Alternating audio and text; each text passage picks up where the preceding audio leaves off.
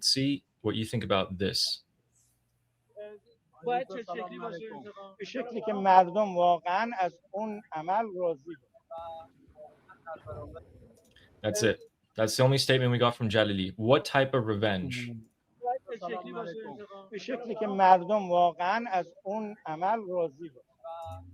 That was the best non-response. So guys, Yep. there's two camps within Iran who want revenge. So guys, anybody who is on the Islamically jihadi Islamic rule mind minority in Iran, they're in two camps. The people who are anti-Ghalibaf, who say like this is weak, we need to be more aggressive, we need to get revenge for the supreme leader, and we need to basically eliminate Trump, destroy Israel as revenge for the supreme leader being killed.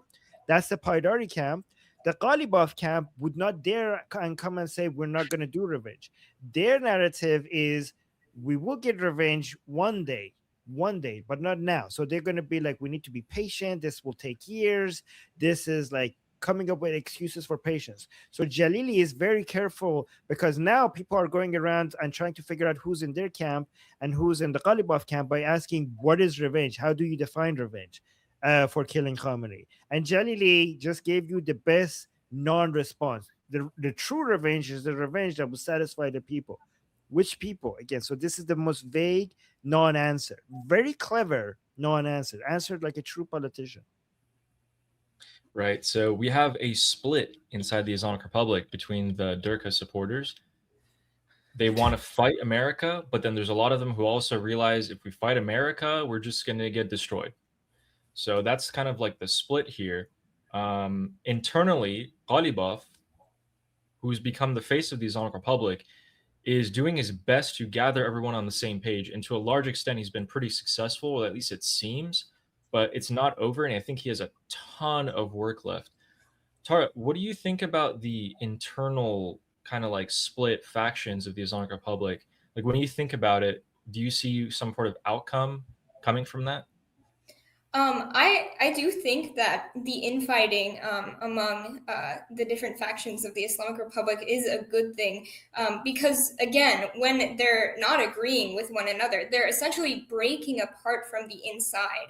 And when you don't have that sense of unity and togetherness and willingness to achieve one specific goal or an ideology, and you're kind of clashing with each other, that's already you're kind of weakening your own entity.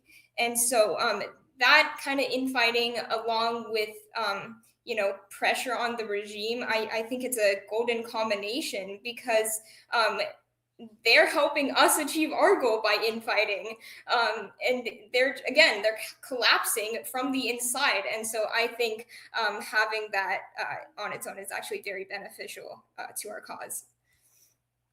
Isn't it really funny that they've tied their hands together for so long with all of this, death to America, jihad, this and that. And now that it's come to it, it's biting them in the butt so hard where they can't even gather that 1% of support and put them on the same page. Because if they pivot from anything other than death to America, it's so hard. It's so hard.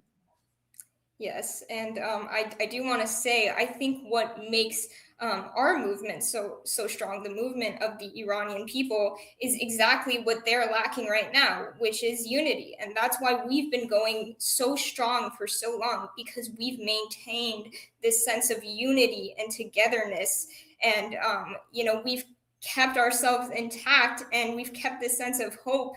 And this is actually something that the Crown Prince himself always emphasizes: unity. That's the key here, is, just trusting each other, whether, you have slightly differing political opinions, or you may have disagreements, just the willingness to work together on this one specific goal of freeing Iran, and that willpower to reach a secular democratic Iran is what's fueling this movement. And so when you don't have a sense of unity like that, it only goes downhill from there. So that's how I see it. Yeah, it's great that only our supporters and the unity of the Iranian people has been growing while the destruction of the Islamic Republic has been increasing. They're getting less people while we get more. Yes, that is very true, and especially with the defections as well. Yep. I So have speaking some of, yeah, if you're interested, that demonstrates the division among them. The most recent video. yeah, let's do You it. guys want to see? Okay, let me show you guys. You guys are gonna enjoy this. Okay, this is actually funny. Okay, let me give you the context and then I'll play it. So this is the police showing up, and these women here, okay, they're wearing shrouds and they're blocking the foreign ministry of the Islamic Republic. They're so angry with the Islamic Republic negotiating with the United States that they're blocking the foreign ministry so that the foreign ministry people staff could not go in to stop the negotiations with the Americans, right? And the police is here trying to stop them, telling them that, like, get out of the way.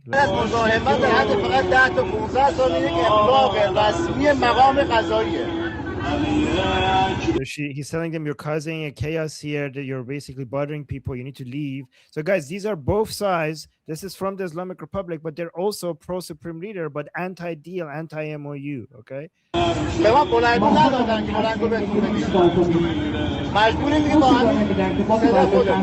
So the people on the other side are responding to him in a speaker, with a speakerphone, with a loudspeaker, and he's like, this is not fair. I don't have a loudspeaker. You're talking to me with a loudspeaker. I don't have a loudspeaker.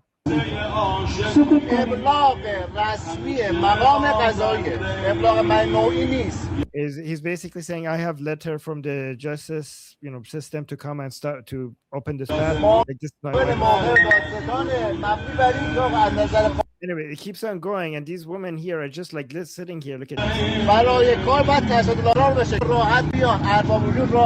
Look at these are the Islamic Republic's penguins, okay? Because they're wearing their hijab is black, and they're wearing a shroud on top of it. The shroud. The reason why they're wearing a white shroud is to say that we're willing to die for our cause. So we're already wearing these shrouds, ready to die. So basically meaning that they're challenging the Islamic Republic. So these are the fans of Islamic Republic, but they're saying that the Islamic Republic, if you want to stop us, you have to kill us because we're ready to die. And the shrouds on top of the black hijab makes them all look like penguins.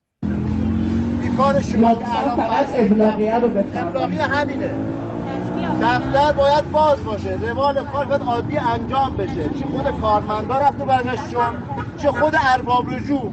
این ابلاغیه باید وقتی خودنوشته از روی یک برگه کتبی باشه. ما همچین چیزی رو نمیبینیم. بنابراین حالا بفرمایید سر جاتون. الله اکبر. حاج آقا. الله اکبر. So the woman behind the speakerphone said, like, we don't accept your orders here. You don't have any documents to show us. We don't accept it. Allahu Akbar. So and she told him to get lost. Get lost. We don't accept you. Get lost. And she started chanting Allahu Akbar. So you can see, guys, the divisions between different parts of the Islamic Republic right now. And here's another video showing the divisions. I want to show you, translate some of the chants. Have you seen these, Tara? This is what we watch here, and we have a lot of fun watching them get upset with each other and fight. Do you see these videos sometimes? I've definitely seen a good portion of them for sure. Okay. Let me translate these for you guys.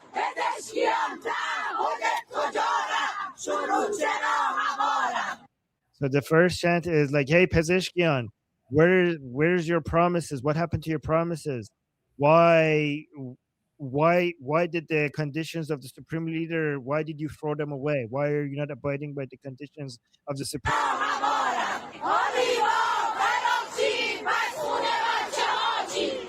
So Ghalibaf and Arakshi, what happened to the blood? What are you doing with the blood of our children? Like, so they killed our children, and you're basically selling the blood of our children, selling them out. Yeah. Death to the people with Western mindset. Diplomat hayakon muzakir rahakon. Hey, diplomats, have some honor. Stop negotiating.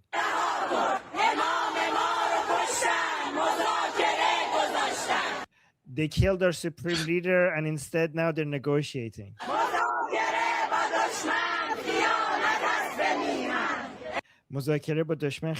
So negotiating with the enemy is betraying the country.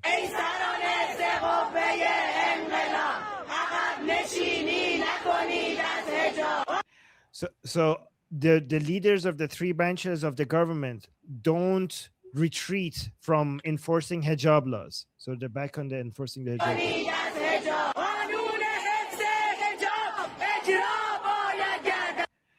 The laws about mandatory hijab needs to be enforced, because right now they're going back to being angry that mandatory hijab laws are not being enforced.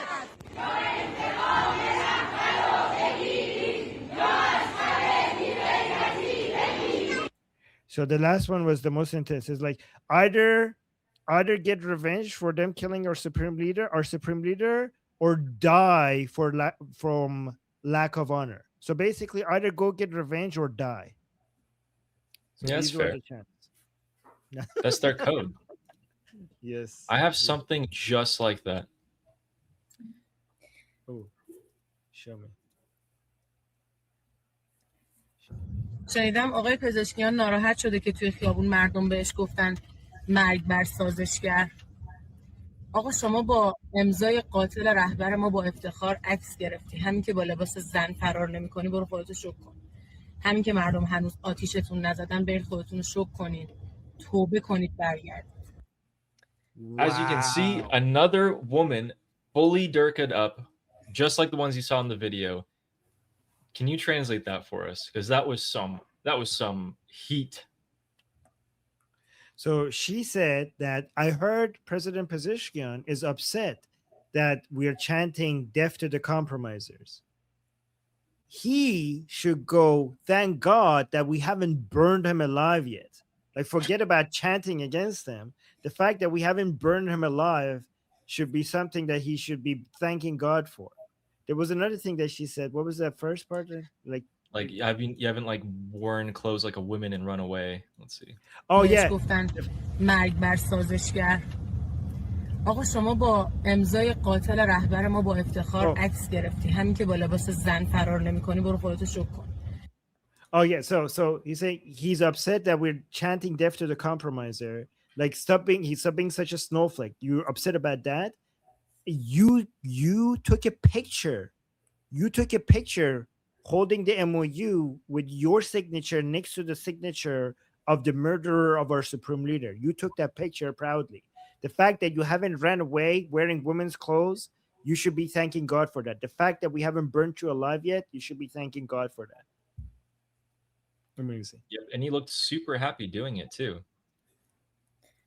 Okay, so basically, guys, Pezeshkian, All right, every time you want to say something, just jump in, okay? Okay. Like yeah, I just wanted to make sure, but I just wanted to say really quickly, it's very interesting to see how much these regime supporters are now going against the Islamic Republic, and I don't know if they realize how much that's helping us and how much that's helping the United States in taking down this regime. And what's even more bizarre to me is the regime supporters that are still standing by the Islamic Republic and defending the MOU when this was mentioned earlier, but when this is a regime that prides themselves on statements like death to America and overall anti-Western sentiment. And it's very bizarre from both sides to see, but ultimately very helpful for us. And again, I don't know if they fully realize the extent to which they're helping our cause, but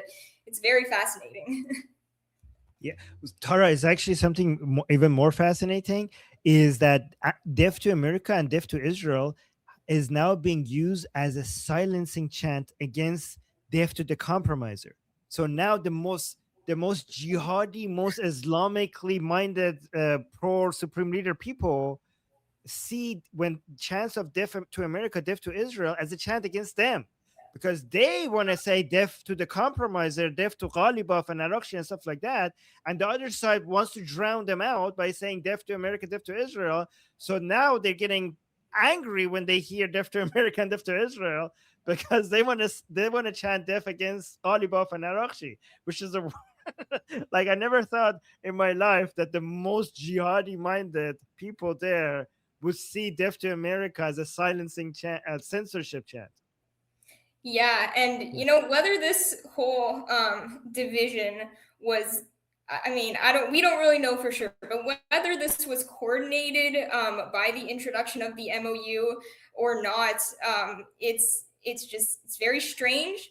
But again, it's also very interesting to see and think about when you start to kind of go over in your head about, well, what are the implications of this? Did the United States intend for things to go this way? And kind of what are their next course of action based on this division, and how the Islamic Republic is acting now because of it. So, small brag. I predicted this around 4 or 5 years ago. The small brag, just had to do it, that this will happen. Yeah, the double Didn't know it would uprising. happen this soon. Yes, double uprising. Yes. So they're yeah, desperately trying to get everyone on board.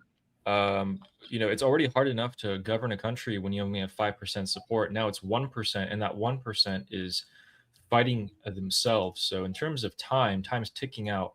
They're on the short timer to get everyone on the same page, and things like rolling blackouts aren't really helping them because the people are getting just more and more annoyed.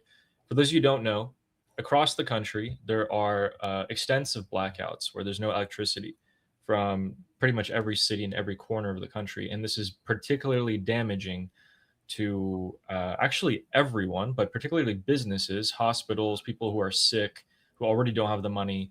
And that's just the result of these mullahs who want war and have screamed for war all this time. My name is Armin Navabi. I'm an Iranian political analyst with decades of experience fighting the Islamic regime inside and outside of Iran. Make sure you follow me for more, and also make sure you join our discussion group. I'm there almost every single day. Come talk to me there and the rest of the people there in our group calls. It's a great place to meet and talk to people who like talking about politics. The link is in the description and or in the bio. You could also get there by scanning the QR code on the screen. See you there.